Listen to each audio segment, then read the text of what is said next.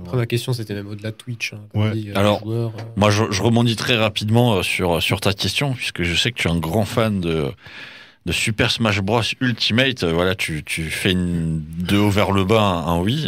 Il y a le joueur, effectivement, qui s'appelle Raflo, que vous connaissez peut-être, qui avait commencé avant le confinement, qui s'est mis sur, justement, Smash, qui a été repéré par Gluttony, donc qui est le meilleur joueur français Europe, qui a intégré la Gluto Academy. Donc Gluttony s'est amusé à créer sa propre académie pour entraîner des mecs, et en fait Raflo dernièrement l'a battu dans les derniers tournois. Donc là on peut considérer que les deux sont tous les deux numéro 1, parce qu'on ne sait pas forcément encore si le maître et l'élève, c'est un peu comme les sites, est-ce que l'élève va tuer le maître, etc., va se trouver un nouvel élève, ou est-ce que le maître est encore suffisamment fort pour voilà. Mais en tout cas il y a effectivement des noms qui commencent à ressortir, et évidemment sur d'autres jeux il y a tout un tas d'autres noms, mais après ça dépend aussi de la notoriété du jeu, hein. Il y a des jeux qui sont plus connus, donc forcément il y a une plus grosse communauté. Et puis il y a une com à faire aussi autour. C'est toujours pareil. Hein. Oui, bien sûr. C'est toujours la même chose. Si tu veux vraiment être connu, ça passe par les réseaux sociaux, ça passe par ta communauté, ça passe par tout ça. Hein. C'est toujours la même chose. Alors, je vous propose de passer à la chronique littéraire de Philippe, juste après notre petit jingle.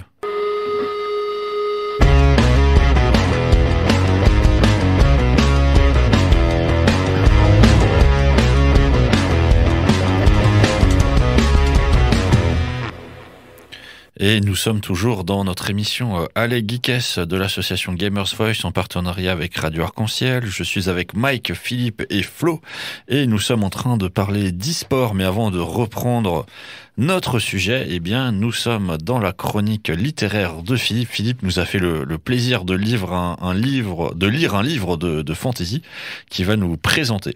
Et cette fois, c'est vraiment de la fantaisie. Parce que la première fois, c'était de la science-fiction, la deuxième fois, c'était du thriller, mais cette fois, je vous le promets, c'est de la fantaisie, et en plus, c'est de la fantaisie jeunesse. Donc, aujourd'hui, je vais vous parler d'un livre qui vient d'être réédité récemment, cette année, par Gallimard Jeunesse. C'est la saga du Livre des Étoiles, écrit par Eric Lhomme. Alors là, aujourd'hui, je vais vous parler uniquement du tome 1, donc le tome 1 qui s'intitule Cadéar le sorcier. Et pour ceux qui n'auraient pas encore lu le livre, voici le pitch. Guillemot, un enfant de 12 ans qui vit dans le Pays 10, le Pays 10 est un monde parallèle à notre monde réel, est invité à l'anniversaire de son oncle Urien. Sur place, il retrouve ses amis, et durant cette fête d'anniversaire, il remarque la présence d'un mystérieux mage qui discute avec son oncle. Et il a l'impression que ce sorcier l'observe attentivement. Durant ce bal, ce mage ne va pas tarder à faire parler de lui. Il s'interpose entre deux hommes qui sont en train de se battre, donc le père d'Agathe, donc Agathe, c'est la fille qui malmène Guillemot dans son école, dans son collège, et le père d'Ambre et de Coralie, deux jumelles qui, elles par contre, sont les amies de Guillemot, en réduisant leurs épées en poussière. Et suite à ça, les enfants remarquent que leur ami Guillemot se retrouve à flotter dans les airs, totalement inconscient. Lorsqu'il reprend connaissance, il se retrouve nez à nez avec ce fameux mage dans sa chambre. Ce mage se présente sous le nom de Cadéar, et selon lui, la perte de connaissance de ce garçon est liée à la manifestation de ses pouvoirs magiques. Et voilà pourquoi il lui propose de devenir son apprenti. Alors Guillemot hésite parce qu'à la base, il voulait devenir chevalier, donc il y a un ordre de chevalier et un ordre de sorcier. Et en fin de compte, Cadéar insiste tellement que Guillemot finit par accepter. Donc entre eux va s'installer une relation entre maître et apprenti. Donc l'histoire continue et on suit l'apprentissage de Guillemot dans ses pouvoirs magiques. Et là où l'histoire va s'accélérer, c'est que deux enfants, Agathe et Thomas, qui, comme je l'ai rappelé tout à l'heure, malmènent Guillemot dans leur école, une fois n'est pas coutume, s'en prennent à notre protagoniste. Mais cette fois, Agathe se fait enlever par une créature monstrueuse qu'on appelle des Gommon. Et elle se fait emmener dans un autre monde parallèle au Pays 10 et à notre monde réel, que les habitants du Pays 10 appellent le monde incertain. Donc tout le but de ce premier roman pour Guillemot et ses amis, toute leur mission s'ils l'acceptent, sera, malgré leur hostilité, de porter secours à cette pauvre Agathe qui a été kidnappée par une mystérieuse personne. On n'a pas beaucoup d'informations sur elle, mais qui semble très intéressée par les manifestations de Guillemot et de ses pouvoirs magiques a priori extraordinaires. Alors, pour parler un peu du protagoniste, donc Guillemot de Troyes est un garçon de 12 ans. Alors, je cite, qui a une apparence chétive, des cheveux châtains en bataille et des yeux verts lumineux. Vous me voyez venir, hein?